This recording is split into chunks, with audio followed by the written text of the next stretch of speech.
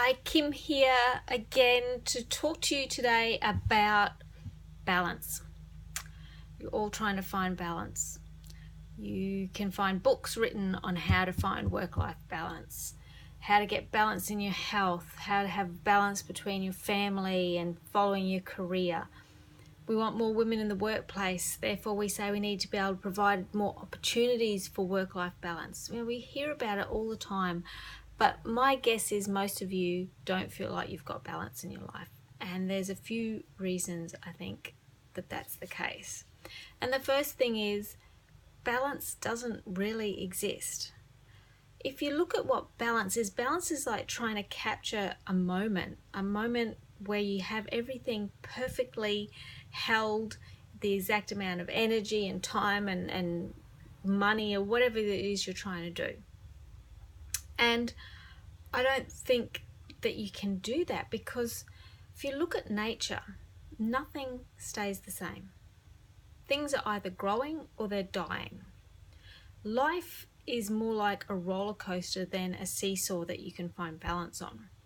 It goes in this wonderful wave of ups and downs.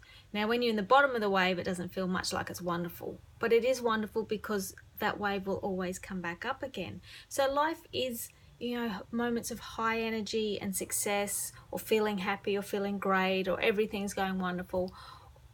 Then that's followed by moments of, things aren't going the way you want. Nothing is working out, or your health isn't good, or whatever the case is. So it is like this roller coaster of energy that's either rising or falling, and trying to capture that moment when you want it to stay a certain way is like a fool's game. It's not going to happen. So then you just end up feeling like you're a failure because you can't capture balance in your life. The other thing I want to say about balance is, why would you want it anyway? Because for me, when I'm balanced, it's almost like there's not really much growth happening.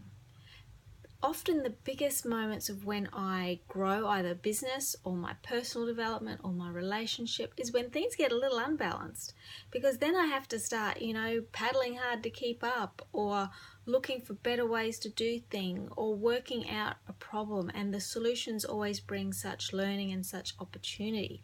So it's in those moments of unbalance that there is opportunity for growth.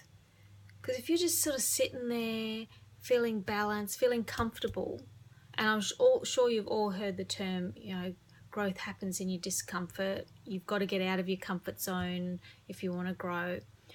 All of that discomfort happens when you're feeling unbalanced. And it's not that you need to feel in this crazed, out of control unbalance all the time.